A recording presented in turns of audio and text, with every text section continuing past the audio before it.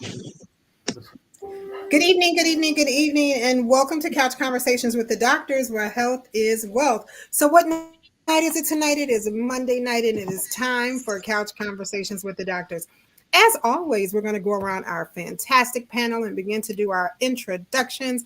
And I'm going to start with the urologist of the stars who hates accolades, but he is here with us on this evening. That's our very own Dr. Terry Mason. Dr. Mason. Well, the urologist looks up and worships the stars, but he ain't one of them. And I thank you for that, Nikki. My name is Dr. Terry Mason, retired urologist and public health official, both for the county and the city. And we're happy to be here and grateful that the Congressman has provided this platform. So hopefully we'll share information that'll be helpful to you tonight.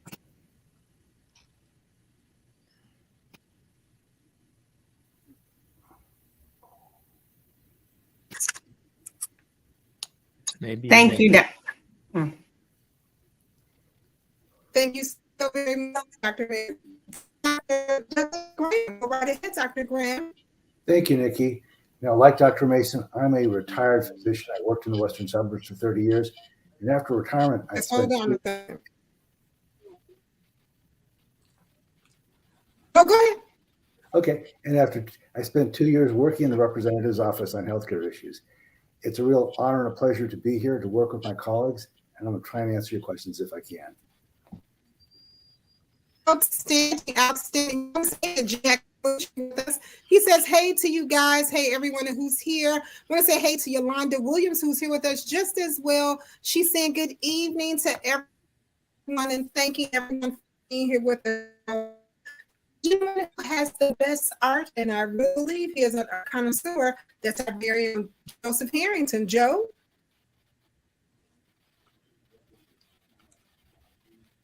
Hey, Joe, you're muted. Joe, you're muted. I'm unmuted now. It's great to be here with my esteemed colleagues, people I've known for years and people I've met somewhat relatively recently, but I do respect everyone that's on this call.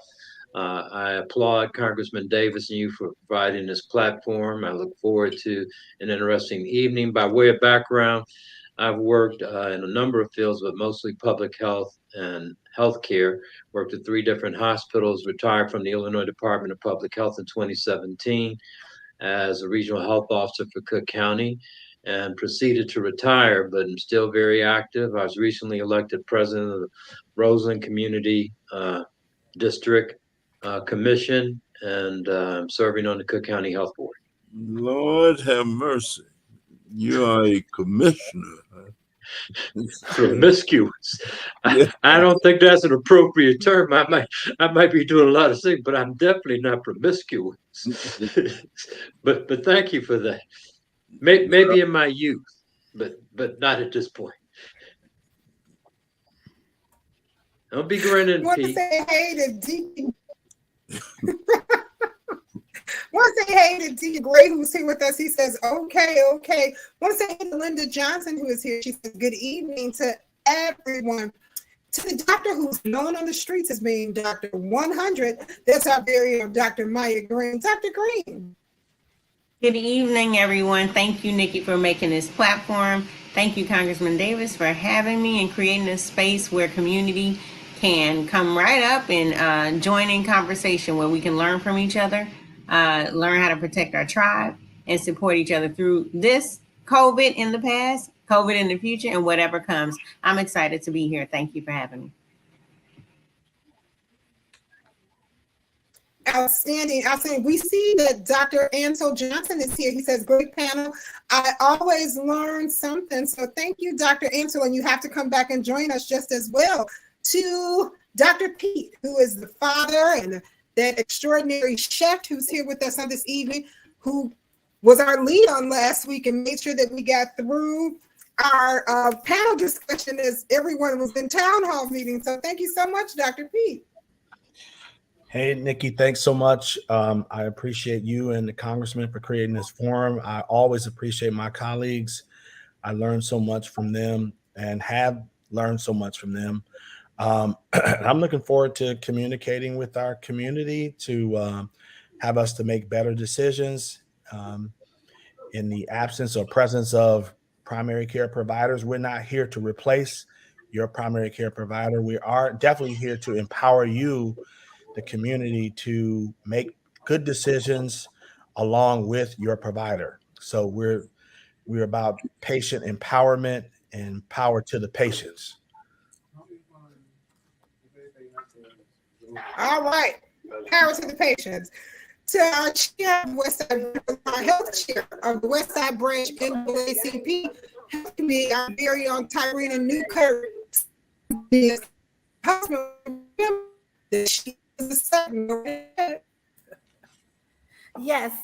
nice to see everyone. Thank you for having me as a guest. I am very blessed to be in the company of such esteemed colleagues here and excited to discuss the topic for tonight. Thank you for having me, Congressman Davis. Outstanding, and thank you. Outstanding. I want to say hey to Sister Bonnie who's here with us, to Nellie King who says good evening to everyone. Thank you so very much. And once again, it's power to the patient. Well, to the man who makes this possible for us each and every Monday night, to the one who teaches us that true health is wealth. And I know you're asking questions, what happened to Dr. Hampton? He must be having some technical difficulties, but I believe he'll probably be right back. Want to make sure we bring on our very own Congressman, that's Congressman Danny K. Davis of the Illinois 7th Congressional District. Well, thank you all very much. I look forward to a tremendous discussion this afternoon. We had a great discussion earlier today at the Oak Park City Hall. We had with us the whip of the Democratic Caucus of the House of Representatives. We were discussing climate change and what's going on with it. The NAACP, as a matter of fact, was well represented at the meeting and raised some very serious questions. So now we're talking health, and nothing is more important than health. I have a number of friends who are ill right now. Hospitals where they are. I have a brother who is ill, but he's doing all right. He's too tough, too much to happen to him. But he's younger than I am. So health is wealth, and why don't we get it on?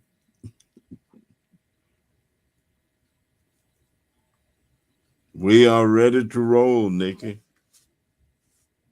Our equipment will,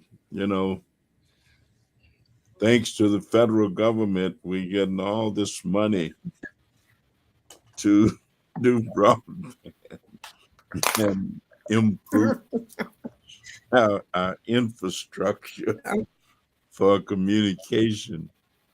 But sometimes it just ain't working right. Even with, I know. I want to say hey to all. Yeah. I think I'm delayed. Hey, want to say hey to Audrey Jaycox, who is here with us. She says, good evening, everyone. And I see that Dr. Hampton got his internet back working, but now he looks frozen. So can you hear me, Tony?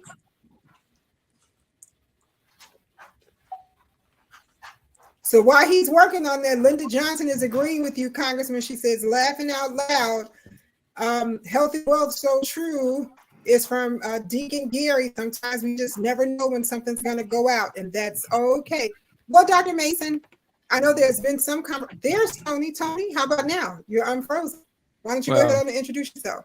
Yeah, it looks like my phone internet was competing with my home internet, so I technology. But anyway, I'm a family doc, obesity doc at Advocate Health, and always trying to connect the patients with the barriers that prevent them from being successful. So I'm all about helping people achieve metabolic health. But more importantly, when they have barriers, instead of me pointing the finger at them, I try to help them unravel the reason why. And then with that unraveling, they find success. So anybody who's checking us out today,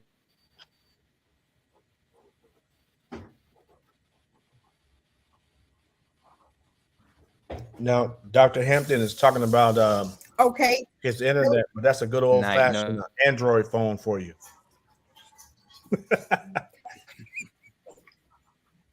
That's not right, Pete. Dr. Thomas, that's not right. I still feel like we're in college. All like, right, what I'm going to do a is straight face with this guy. Yeah, So, Dr. he's Hampton, unfrozen.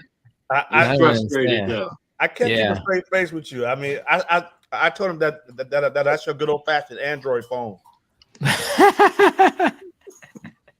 Hey, this is an Apple. Don't do that. And shout out to all the Android people. That was my past, but I'm good now. So you're funny. You're not back. You better. I'm Android and I'm doing okay. Okay, that's right. Exactly. All right. I come in peace. That's right. Speaking of that, I really want to. I know, Dr. Mason, you're an advocate of Black or African Americans really focusing on self-love in many different forms. I know you recently brought to light some studies that were kind of looking at how African Americans historically have been taught to disregard self and love others, and like the doll experiment and things like that. When it comes to that, I just, this week I didn't know anyone's thoughts. I saw an example of self-love, self-accountability, and self-growth.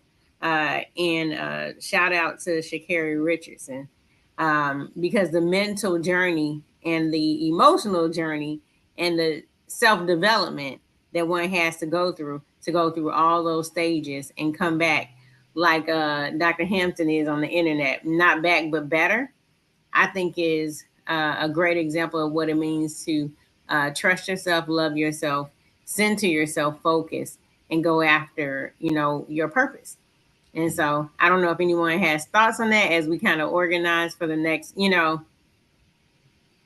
segment or anything like that. But shout out self-love. I think this is a great place to bring it when we see examples, because there's so many examples that may encourage us to think otherwise of ourselves and doubt ourselves.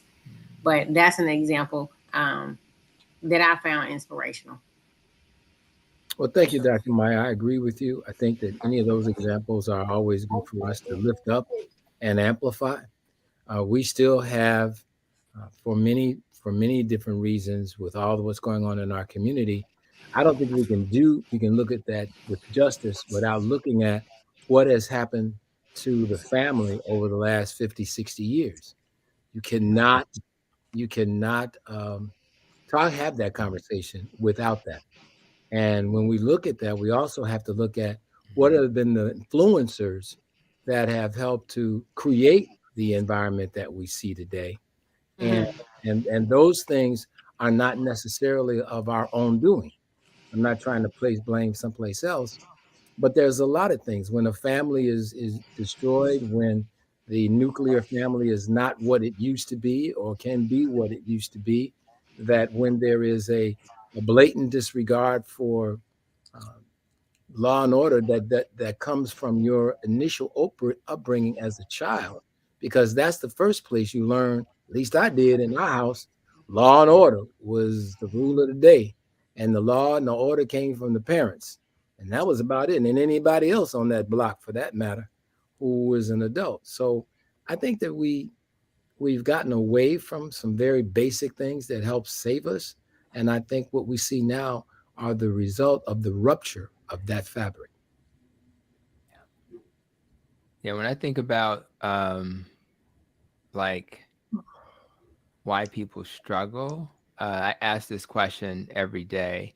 And I think that in order for us to answer those questions, we have to do more research. And, it could be something as simple as making sure all health systems are collecting data around, who's in front of them. So is that person LGBTQ? Is that person a person who doesn't have access to food? Is that person having issues with their education? So once we collect the data, and then because now the problem is, how do you collect the data, right? Some of it is what the health system does, but some of it is when we do research, we have to make sure that we include communities of color, and we have to make sure that that research is done in a way that honors the community of color, because people don't trust. So the last thing they want to do is be involved in research and feel like they're being used as a tool.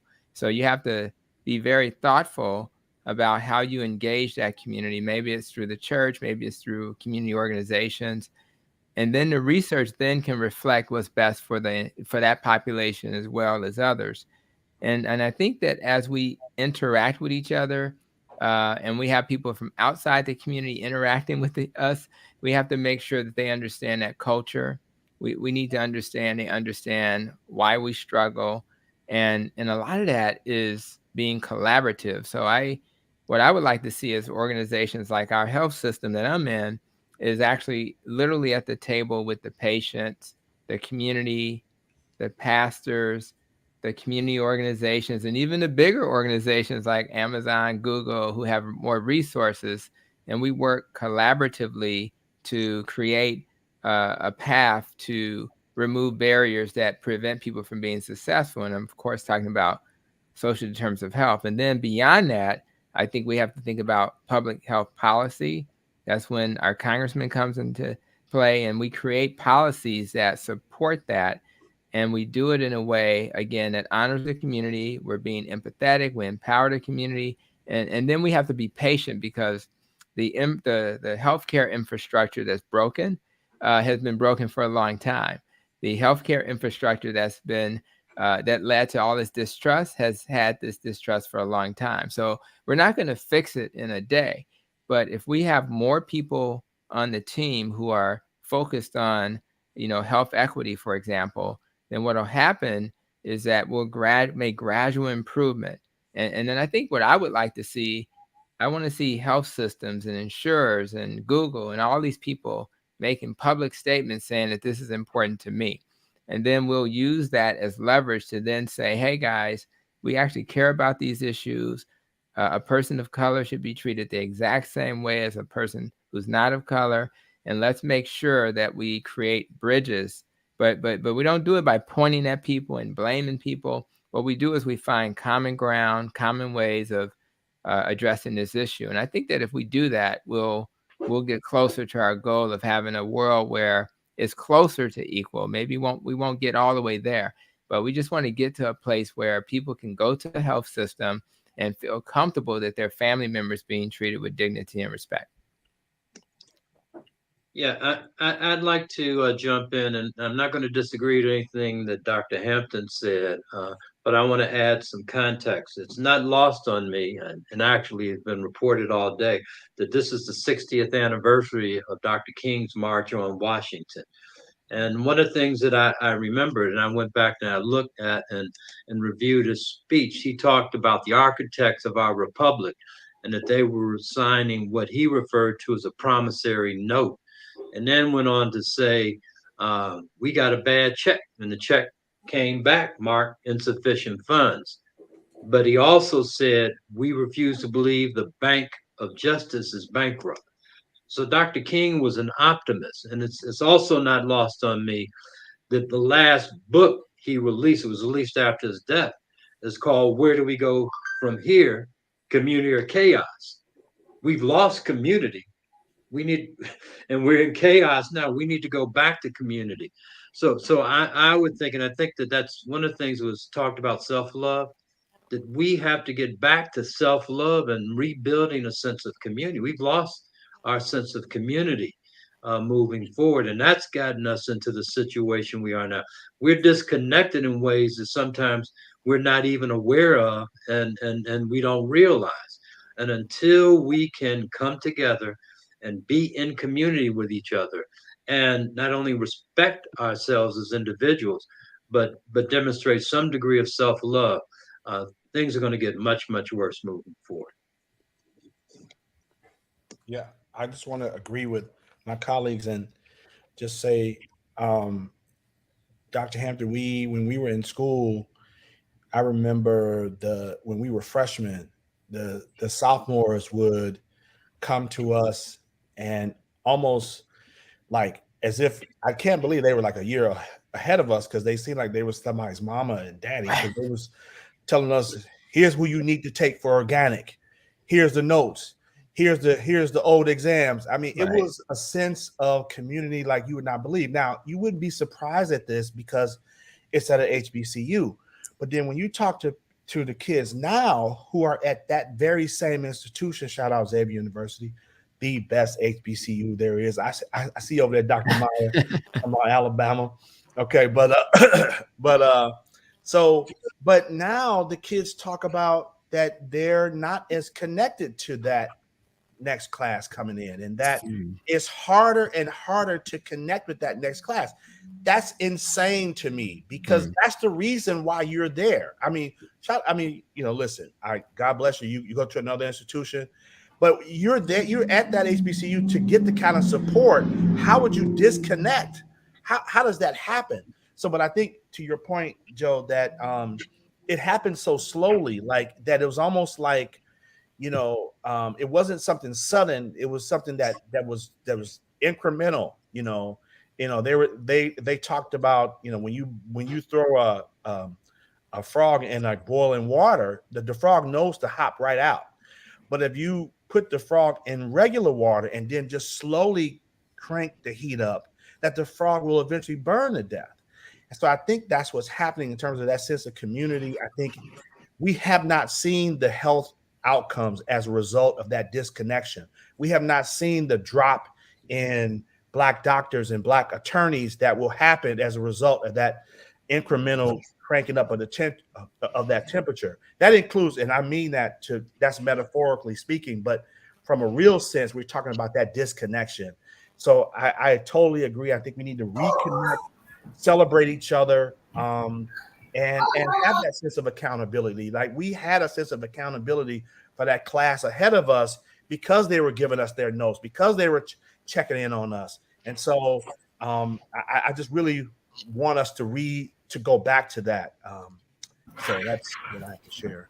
Yeah, I would agree. I would say, as a non-medical professional, but somebody who is often working in close contact with community members who are seeking health resources, right? One example that I think of when I think about missing community is when we look at our maternal and child health numbers. And some of the interventions that have been proven successful at addressing the low mortality, the high mortality rate of Black women and Black babies.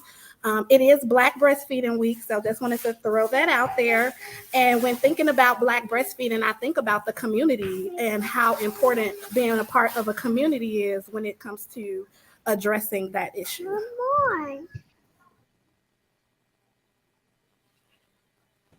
So I think, I am on.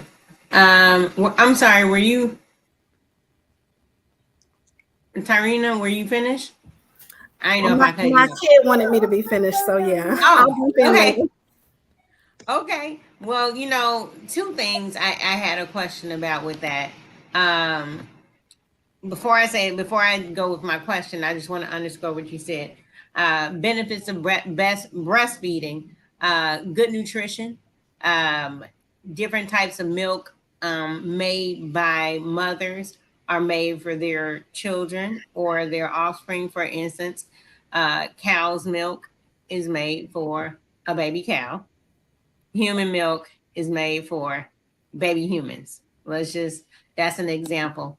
And so, and to underscore, the best milk for a baby cow isn't human milk, and the best milk for a baby human is not cow's milk. Protection, antibodies, which babies aren't born with a protective.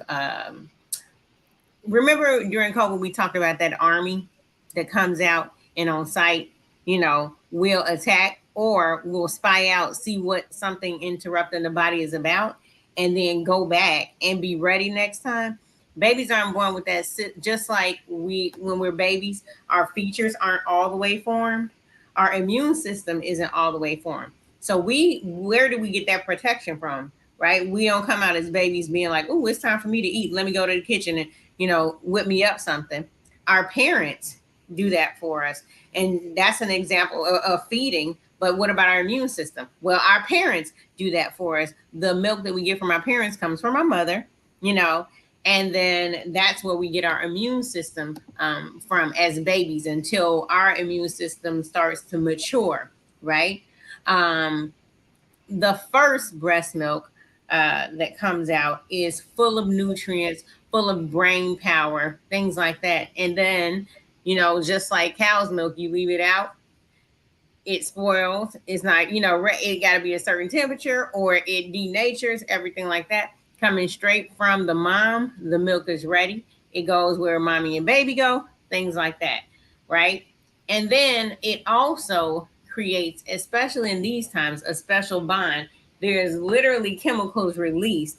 Have you ever either been feeding a baby milk or for those of us who have breastfed our babies, when you see that eye contact, that's because of a chemical called oxytocin. It's letting the baby know and the parent know who belongs to who, and building that chemical that promotes protection one for the other. It connects you with your tribe in that manner. And so those are some of the benefits. To underscore what you were saying, did you want to hop back in, Tarina? Yes. Or no? I got rid of her with a snack, but I did want to I wanted to connect that to that community piece, because what we're finding in communities is that Black women and other women of color are not getting the support that they need to participate in breastfeeding, and that has a huge impact on their trajectory postpartum and the baby's first few months of life. And so what we're seeing is that we're building our own communities. We're creating Southside Birthing Center. We're creating midwife groups. Chocolate Milk Mamas are popping up around the city of Chicago. And I just think that that's a great example of how the community has essentially kind of taken on this essentially health issue and has started to really make an impact and move the needle on getting women the resources that they need to survive pregnancy, to survive those months postpartum, and to help improve the quality of life and health outcomes for their babies. I am absolutely delighted to hear this. When I was Commissioner of Health for the city of Chicago, we actually helped pass ordinances to have every major employer in the city of Chicago provide a room that a woman could go and pump and store their milk for their child, because there should be something that is encouraged, not discouraged. And then we put too many barriers in front of women who choose to breastfeed. And African American women, though at one time breastfed everybody's babies, we're not feeding our own as much as we should. So hats off to you, and hats off to any of the moms that are listening and that have breastfed their children. I would employ them to encourage their daughters when they become mothers. It is the perfect food for your infant. You don't need a formula, whatever that is. You don't need milk that comes, as been rightly pointed out, from another species. Every female of the species makes milk for that species, specifically for that species. And I'm grateful to hear that this is happening. And my hat's off to the work that you're doing. Yes. And for women who are not able to breastfeed, there are options. We do understand that some women's bodies do not respond well to the moments postpartum, and it makes it difficult. Maybe the baby is in the NICU. Like in my case, my baby was in the NICU for a month, and it made it very difficult. But there are options in community of Black women, of women of color, to get breast milk. So I just wanted to also bring that to everyone's attention as well. If someone wants to know where they can find those options, where would they look? Well, for one, they can attend my event on Wednesday. We're having a virtual conversation on Wednesday at 6, Okay. a conversation on Black breastfeeding and Black women. And I'll have a bunch of specifically West Side resources. I'm the part of the West Side NAACP, but a lot of the resources that I'll have at the table are virtual and have South Side locations. So they can follow the NAACP's Facebook page to get that information. It'll also be hosted on our website after Wednesday, Okay. cwnaacp.org. I interrupted. Sorry, I was about to say something. Maybe it went out. Say it again for me, please. cwbnaacp.org, Chicago West Side Branch NAACP on Facebook. Awesome. But this is only confirmation of the need to collaborate. So if I'm in a large health system and this is not my area of expertise, I can provide support for these programs. If I'm a pharmaceutical, even though that's a little maybe against what they're trying to do, I can collaborate. If I'm Google, if I'm Amazon, and I care about health equity, I can collaborate. And the reason why the collaboration is important, because, you know, Tyrena is somebody the community may trust already. They may not trust the guy in the big suit with the suitcase. You know, even if he has money in his hands, they may not trust him because they think, well, he's still trying to make money off of it. He has an alternative agenda. So I think, so this doesn't sound very complicated. When I've looked at data dealing with this subject, it is clear we have health inequities in this country. It's not like we have to do more research to figure that out. The question is, do we have the political will to do something about it? Are we going to put our money and hearts where they should be, right? Are we going to change the infrastructure of our health systems where I live and create a path where if I have a person in front of me who's having issues around breastfeeding or any other initiative, am I going to then know that the program that you're going to have on Wednesday, that it even exists? Do I have a way to connect so I can just push a button, bam? Guess what? I got a great program for you. I don't know much about it, but just make sure you're there on Wednesday and they'll help hold your hand and guide you. And I think that's what it's really about. Like, let's take what we've learned they've been doing, I don't remember the year, but it was like in the 1980s. And that's when we started talking about health inequities. And when we started talking about it, we started doing research and we started understanding what it means. And we learned a lot of stuff. We learned that if I have not just Tyrena, but if I have a doctor who looks like the community, maybe they'll be more engaged. So we need to train more doctors and pharmacists and nurses and nutrition professionals that looks like the community that these people are living in. And then with that little nugget, maybe there will be a little bit more faith in that clinician or provider. We need to have policies that help us implement these ideas.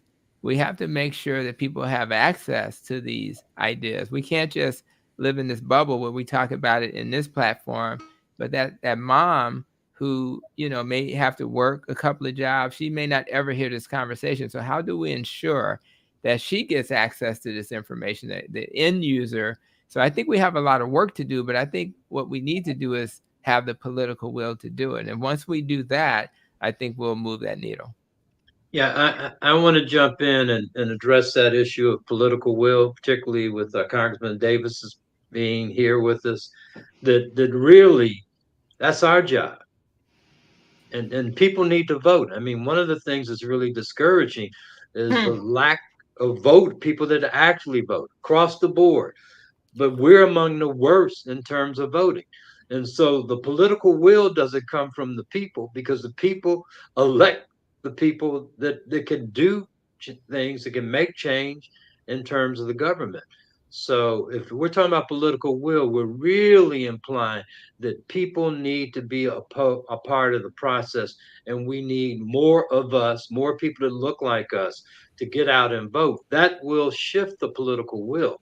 But if we're not voting, there's no reason for people to vote along the lines that we expect them to, because they figure that they're going to keep their jobs, because ultimately it's a job, and they won't worry about whether or not there's a political will. They will continue to do what many of them have done. Not Congressman Davis, but there are many elected officials that don't do much of anything. They talk about what they've done since they've been elected, but it may not amount to very much. So political will might require pressure from the constituents of those individuals. Absolutely. Informed voting is necessary. A simple Google will let you know the type of legislators in office that support some of these equity initiatives, including Congressman Davis. When you look at state reps like Camille Lilly or Senator Lightfoot, they have a proven track record of introducing legislation, supporting legislation that does create opportunities to put more people of color in the healthcare professions,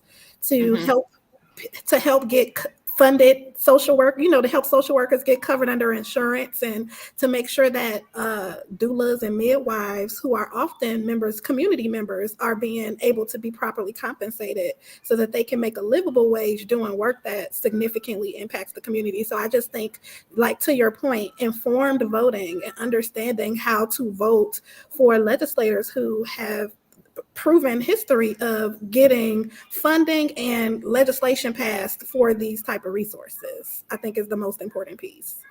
Karina, I was just, you know how they say I'm 100? I was going to keep it 100. And informed voting, yes. And for people that got what we call receipts, right? Mr. Harrington, when you said that, it struck me. And I was talking to a couple of people, and I want to say it here, because I was talking to a couple of people, and they was like, well, who do I vote for? Who do I vote for? If you are taking it upon yourself and you're in a space where you're going to do your duty, you also have a duty to inform yourself. And that simple Google that Irina is talking about is not the night before the election. The simple, so the Googling and finding out the facts occurs now until the time you cast your ballot. And it's almost like,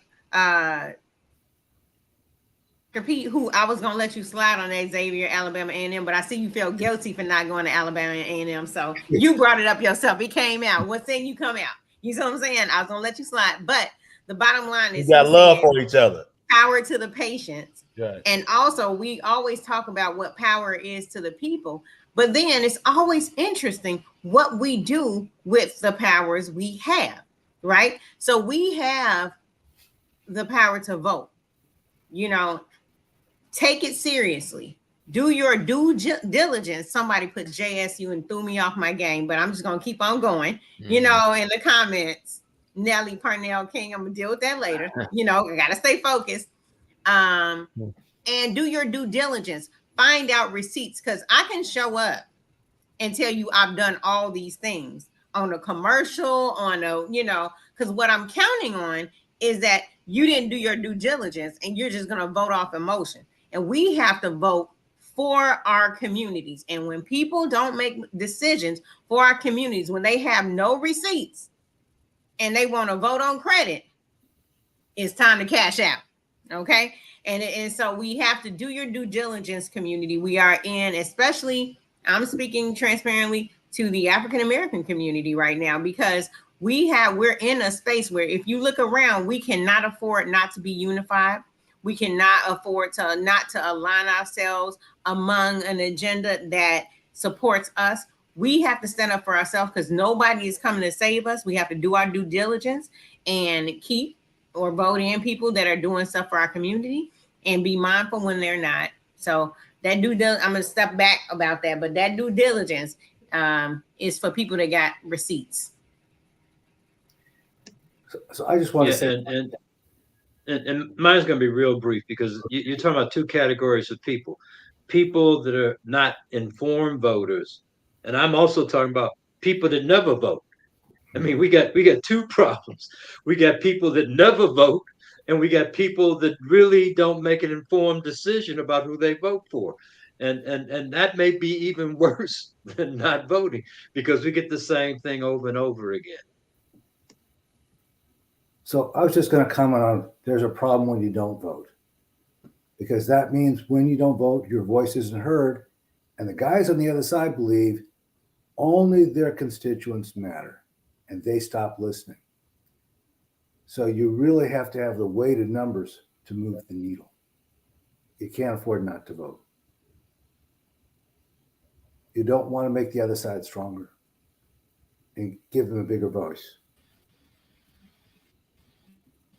Yeah, and I'll just comment that when I talk to patients about being healthy, I know I see Marvin Glenn has a question about shingles. I'll answer that real quick. But um, it's not just like you can't improve the health of a person in front of you unless you understand again why they struggle. But more importantly, we have to invest in the communities, right? So if I invest in the communities, I will create. It's almost like you're trying to grow a flower.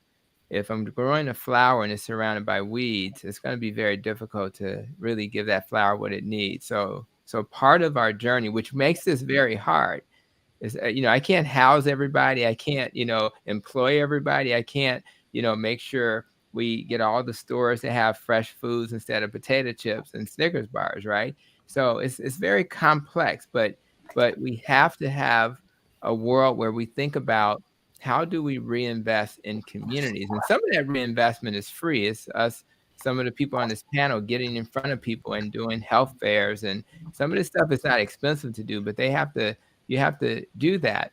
And I think if we do that, what people who are not in communities of color need to understand is that when you invest in communities of color, the types of programs that we're doing are also the types of program that help everybody. So don't get it twisted. A poor person in rural Illinois is also struggling. This is really not just about Black or Hispanic. There's a whole lot of folks struggling. And if we create programs that identify that you're having issues with access to good food, you have issues with transportation, you have issues with education, that'll help everybody. That's not just a Black or Hispanic issue. That's a Native American. That's a America issue. So if we help that group, we'll be helping everybody. And we have to start thinking broad about this. We need to create policies that really speak to the needs of everybody, because last time I checked, everybody was struggling. Now, real quick for Marvin Glenn,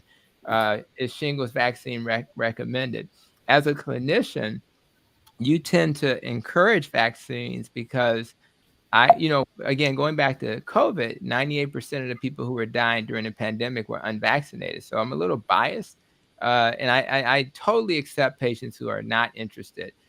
Shingles, this little rash that can get into the come up, sometimes it's just a little itchy rash. It's not a big deal, and you're good. But I have a certain percentage of my patients who, when they get this rash, they get really sick. They get tired. They get pain around the rash. For some people, it's a couple of weeks.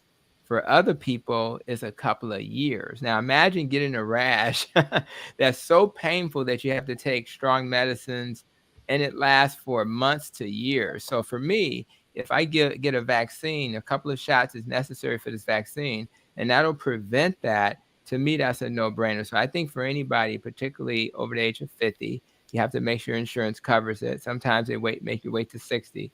As your immune system gets more vulnerable, maybe you were exposed to chickenpox at a young age, it becomes dormant, it stays in your system, it comes up through the nerve, and that's what makes it painful. If you get what they call herpetic neuralgia, it's a disaster. So I do encourage people to do it because it can happen to anybody. And I just don't think it's worthy of suffering when you can just get a simple vaccine. Well, outstanding, Dr. Hampton. And, we were laughing at you about your technical difficulties you've having, and my AT&T just went mad crazy over here. So I don't know where we were. I know Linda Johnson said charity begins at home, and if it's not coming, it's going into our neighborhoods or our community. When the home is broken, we will see what we see in the streets. Linda Johnson also commented and says, so true, Dr. Hampton. So you must have dropped some additional nuggets, and she saw those. You've already answered Marvin Glenn's question. I see that Nellie Purnell King says JSU. So I know I missed something because y'all out here doing shout outs again. So I know I must have missed something pretty good. Connie Taylor says good evening to everyone. Dorothy Murphy also says good evening to everyone. And then, of course, Marvin Glenn says thank you and I appreciate it. We have an inbox message that we got when they say, I would like to stay anonymous, but I want to share with Dr. Hampton, you are right. We do have an American problem. However, in some of our American problems, African Americans never get the opportunity to reap any of the benefits. So I must say, I am Black, And when will the Black people be first at the table? You know, there's a saying: if we are not, what do they say? If we're not explicit about it, you know, then we get kind of covered up. We bear the brunt. And so, while I do agree, we have a problem, and our country loses out because a lot of our innovation, a lot of our ideas, a lot of our solutions come from the African American community, right? So if we're not at a lot of the tables, we do miss out. However, we have to, sometimes be very explicit about African American community and what that looks like for us. I'll say that. Let me say Yeah, something Well, real Carl quick. yeah. You Ellis said is, Tony, can Carl, I jump in? I Carl just yeah, want Ellis go to is ahead. Do your actually rip thing. off what Maya was saying, one because second. I thought what she was going to say, if you're not at the table, you may be on the menu. We've been on the menu for quite a while. And if you're on the menu, Joe, Yeah. it doesn't mean that you're going to be selected off that menu either. So let's be clear Let's about that menu. Tia look at Banks those terms. says, Oh, I go was ahead. to be able to Yeah, but pop that means milk you may be what people at are having for work in dinner. a private room.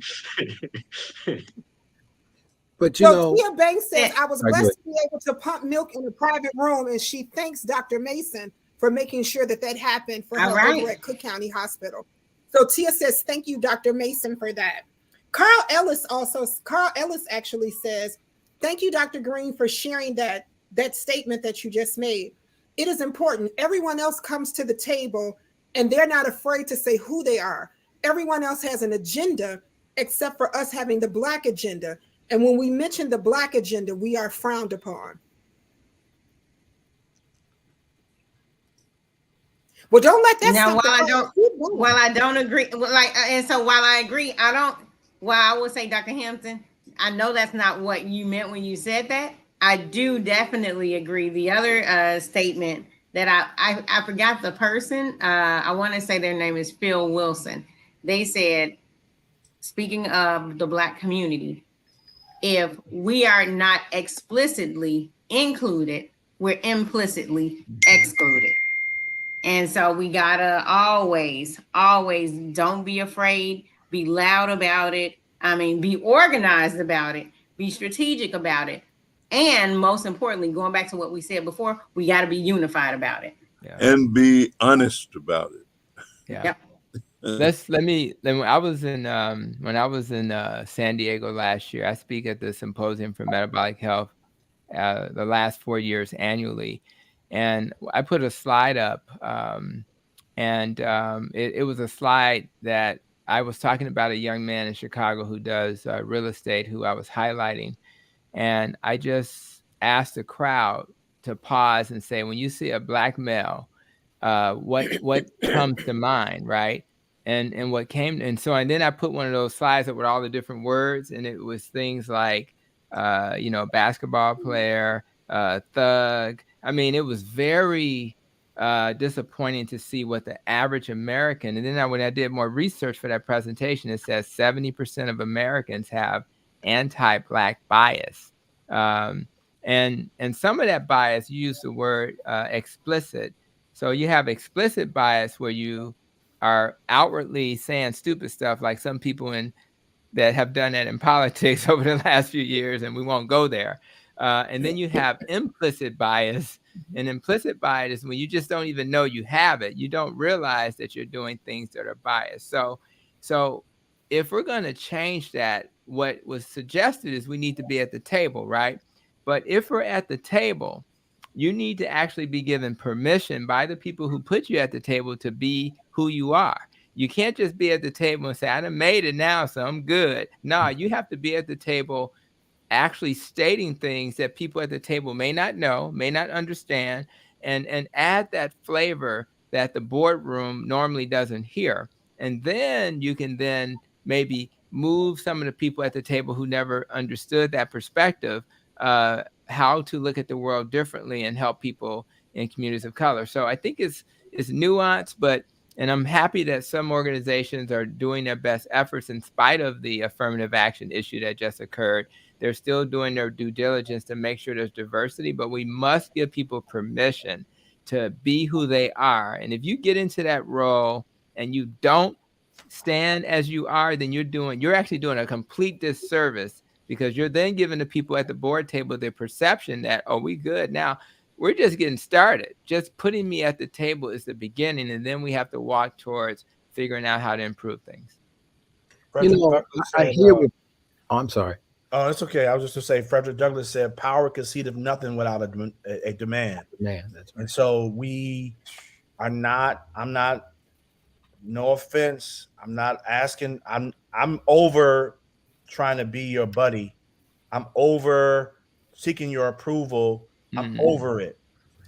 I'm going to make room for the next Dr. Hampton, Dr. Mason. I'm going to make room for the next one.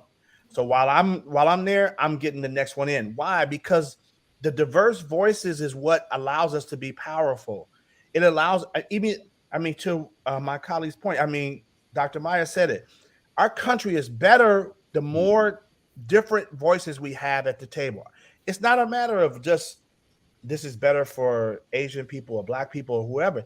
This is out as a whole. We are better when we have different voices talking to each other and bringing their unique experiences, because all of us have different experiences. We all come to the table with different experiences.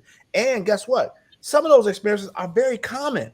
Some of us got very common goals. Like we all want to see our children do better than us. We all want to see a safer, a healthier community. What? Oh my God, that's such a mind-blowing concept, right? But once you hear this other person that comes from a different environment say the thing that you think to yourself, oh, well, that's similar to what I believe. Well, guess what? We all want healthier communities. We don't want to see the ERs overrun, and we don't want to see cancer rates go up. No one wants to see that, especially if you got into this business.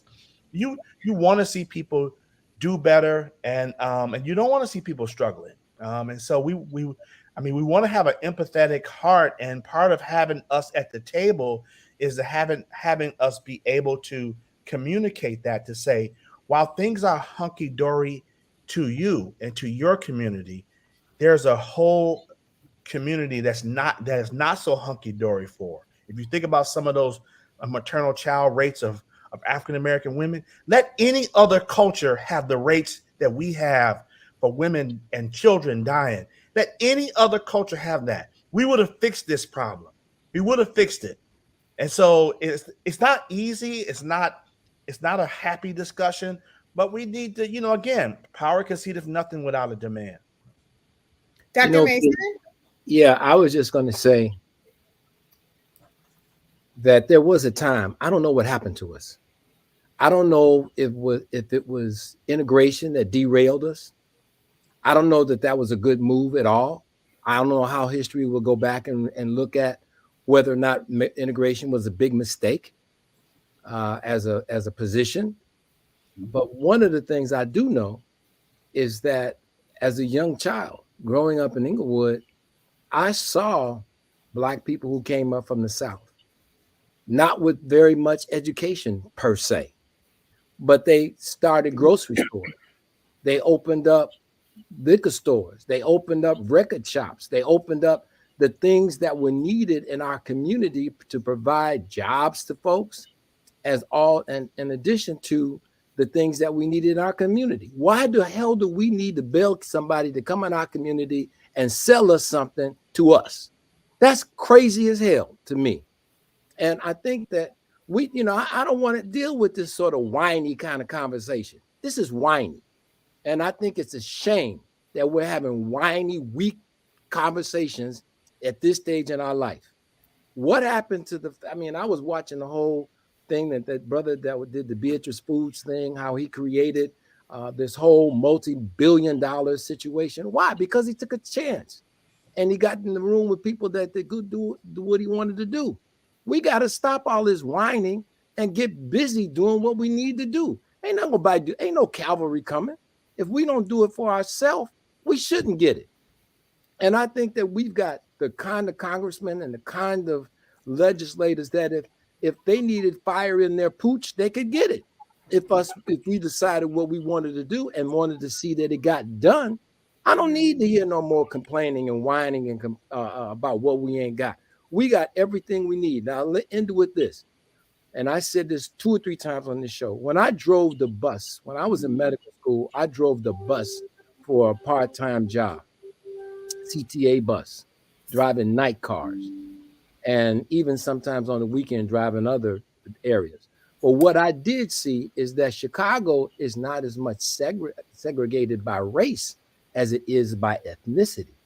And when I went to the different communities like Little Duania, I went to the communities little where they had Thai people and all. Everybody had their own stores with their names and their the language of the store in their language. They hired people from their community.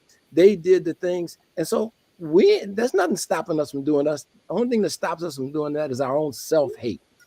And we just need to just admit to that and move on, because I don't want to hear no more whiny conversations.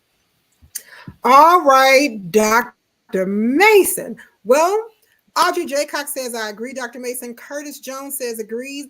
And Steve Brown says, I love this panel. But guess what I'm about to say? Something that none of you all ever want to hear. And that is, it is our time. So before we go around the panel, and we actually do our Until Next Mondays. Of course, you guys know we always have great announcements and great information for you.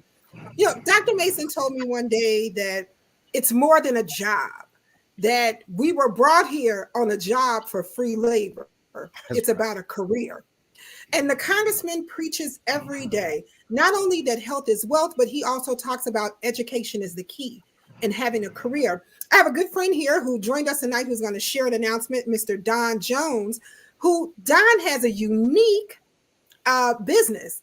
Don has he owns a barber college where he is teaching a career, but inside of this barber college where he teaches a career, he also teaches a health component along with it, where he wants to make sure that all of his barbers have a health component, such as understanding how to use certain things like CPR and Narcan and things of that sort. So Don, you got a 30-second announcement to make, because we've had so many things happening and we had some problems, but I'll definitely bring you back on. But share that announcement with us really quick. And in sharing your announcement, I want you to tell us what you want our viewers to think about until next Monday. I know I threw a lot at you, but go ahead. All right. So listen, to piggyback off of what Dr. Mason was saying, it's time for us to stop these whiny conversations and actually do something. We have a facility where we spent every single dime to enhance the students of the future learning ability and experiences, right? So it's a barber college, but at the end of the day, we're teaching financial literacy. We start off with just the basics of finance. Then that's 8 weeks, and then another 8 weeks, we come up with a business plan for each student because we want them to be entrepreneurs, right? Mm-hmm. And after that, we work with their credit. So that's another 8 weeks. So by the time you finish school, you not only know how to cut hair, you're on your own shop, right? And this may just catapult you into different things in the future. You may not want to be a barber. You may realize that you can pass a state exam and you may want to get into medicine. Health and awareness. We're trying to change the conversation in barbershops. Too much of this victimhood is in barbershops, and we're complaining, we're blaming white people. We got to start with ourselves first. If we start with ourselves, we'll have an army where we can attack bigger problems together. Well, right now we got to focus on the smaller problem, which is us. We got to take care of us first. So we're offering $15,000 per student. We do need some funding because we do have a lot of the students that are choosing these part-time jobs over education. So we are asking for anybody to have any insight to WIOA or anything that can help us help the students. We're paying half their tuition. We just want them to be able to make the right choice. And the right choice is education first. So thank you, Nicole, for. No, thank you so much, Don. And just know that your cousin, Dartula Young, is clapping her hands. She sent me some thumbs up. So I guess you made her proud with your announcement on this evening. And our crew from the Core Center, who is always working, they're just grouping up, watching Couch Conversations.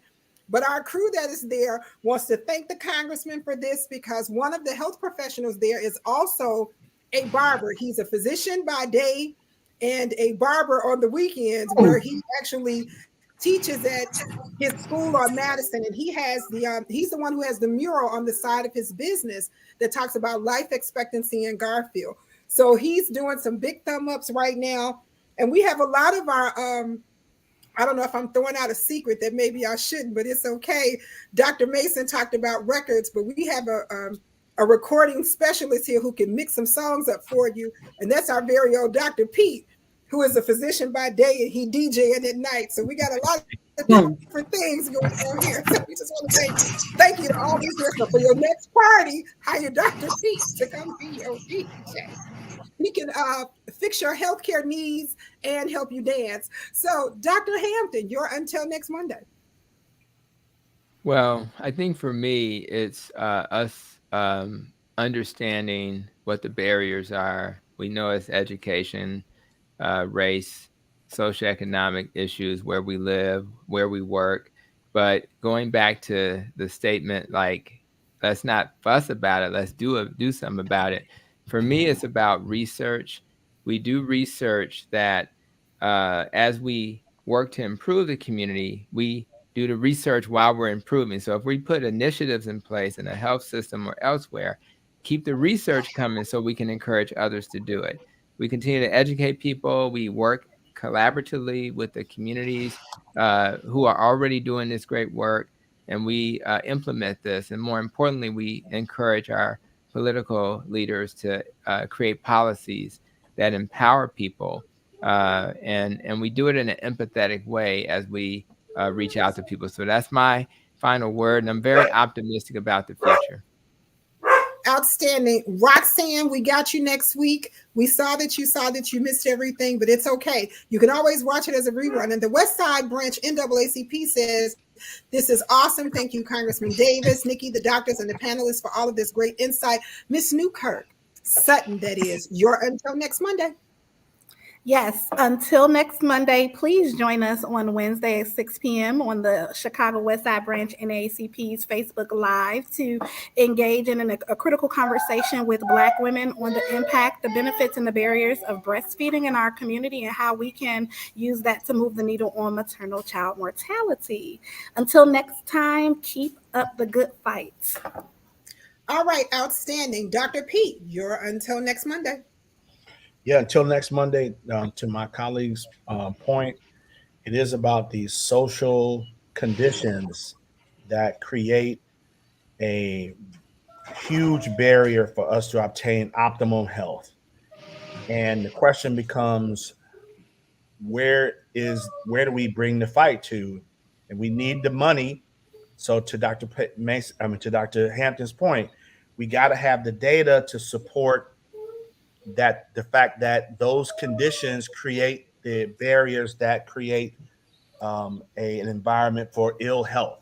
So we need more people of color running research projects so that people of color can participate in those projects, and hence create the data necessary to get more money. You see, it's a vicious cycle. You need the money to create the interventions, you need the research to support creating the interventions.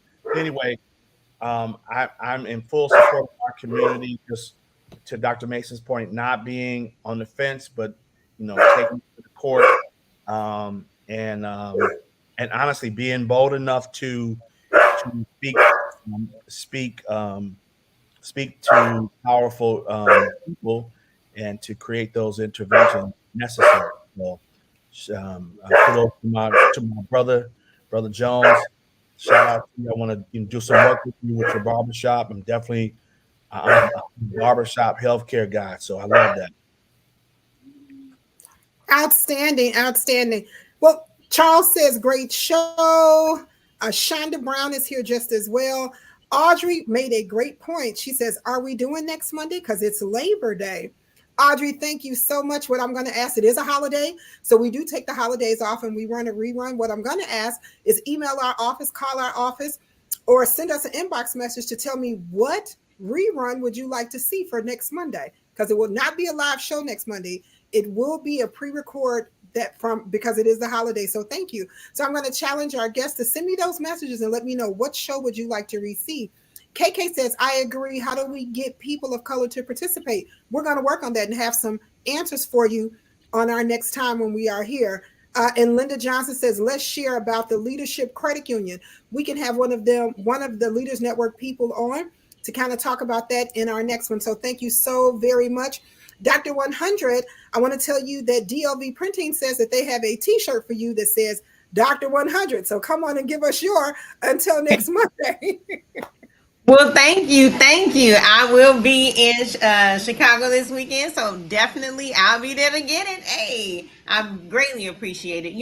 I think this conversation boils down to what Dr. Mason, is a lot more experienced and a lot of times more eloquent than I am. Basically, he said, don't talk about it, be about it. And it reminds me of a quote from Marcus Garvey, where it's time for this. Up, you mighty race, you can accomplish what you will. There is nothing that we put our minds to that we can't do if we keep ourselves from being distracted from what somebody said. This person said this. Don't talk about it, be about it. They don't want to let me pass this law. Don't talk about it, be about it. They're trying to get rid of affirmative action. Let's not talk about it, be about it. There's enough of us in certain positions, right, to create space for other people, right? They won't give me permission. Don't talk about it, be about it. Why are you asking? And so that's the question. Why are you still in the mentality where you think you have to ask? So and it's all in love and all for our community and all to protect our tribe. Think about that until next Monday. So we will not talk about it. We will be about it. Dr. 100, who is the family practice medicine doctor and infectious disease specialist by day, and baking them butter cookies at night. All right. HIV specialist. That's right. Baking butter cookies at night. All right, Dr. Joe Hamilton, you're until next Monday. Yeah, mine is going to be real brief because people said a lot. And as I was listening to the conversation and thinking, I was reminded of Michael Jackson's Man in the Mirror. So and I know he's controversial.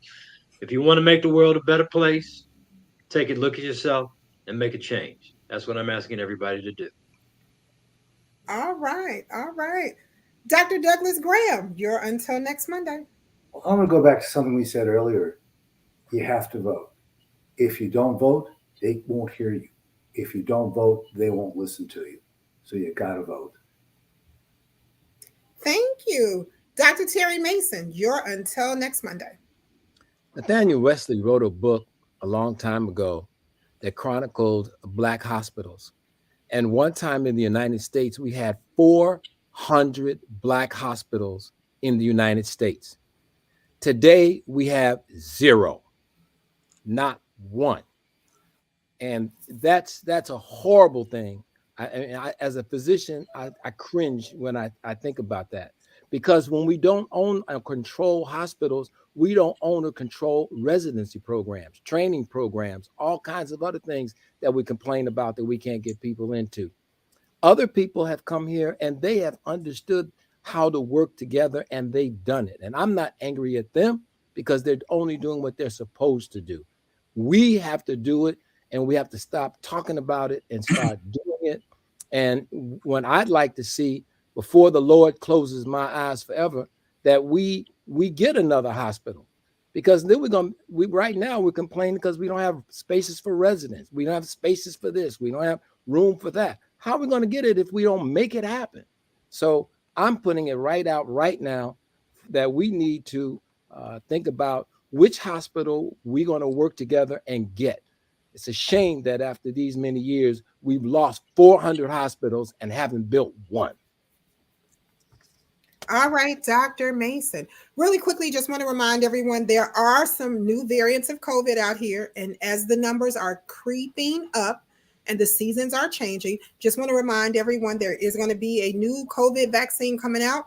And want to remind you that it will be available for you. We want to stay healthy and we want you to be healthy.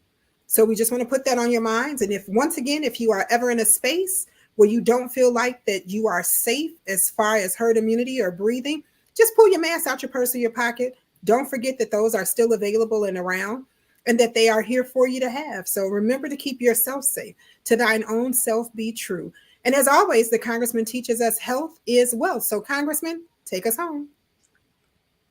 You know, when I looked up, I saw a photograph of myself and my father.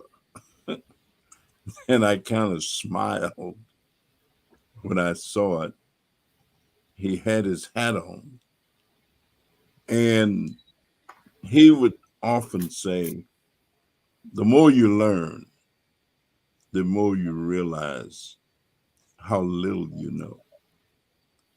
And that just kept pounding in because there are a lot of things that we don't know.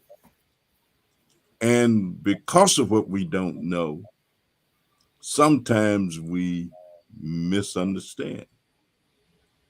Sometimes we don't recognize. Sometimes it's very challenging for elected officials, for people say to them, you don't do nothing. Y'all don't do nothing. Y'all don't stand up. And the elected official is remembering a song that Otis Clay wrote, walk a mile in my shoes. Don't do nothing outstanding. Just walk a mile. And sometimes people don't recognize. He said, I spent an hour the other day in the grocery store talking to a gentleman, he and he was trying to convince me that nothing got done for Black people in the country. And his position was, whatever it is that you folks do, ain't none of it for us, he said.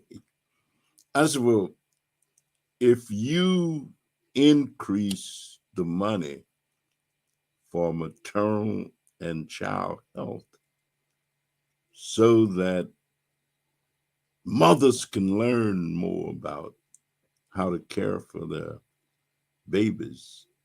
He said, that ain't for us.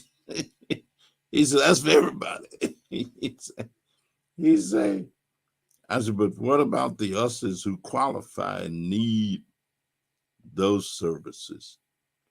He said, everybody that need them ought to get them, but that still ain't for us. So the business of us and where us is fit and where us is are, and just doing this business of trying to make us a lot of different things, make us self-sufficient, make us healthier, make us more aware, convince us to vote more. All of these things are a part of the comprehensive picture. I just left a town hall we had with young people this afternoon at the Major Adams Boys Club. And when the group first started to talk, they really couldn't get started because it was so funny to them that they just kind of couldn't do it. But as the time went on, they made some of the most eloquent comments that I've ever heard. And so sometimes it's a little patience, takes a little more effort, takes a little more understanding. But the big picture becomes if you keep believing and keep doing. Mm-hmm. So the next Monday, just keep and keep doing. Eventually, as Dr. Martin Luther King Jr. said 60 years ago, on this day, we shall overcome. Have a good night. Have a good week. See you next day.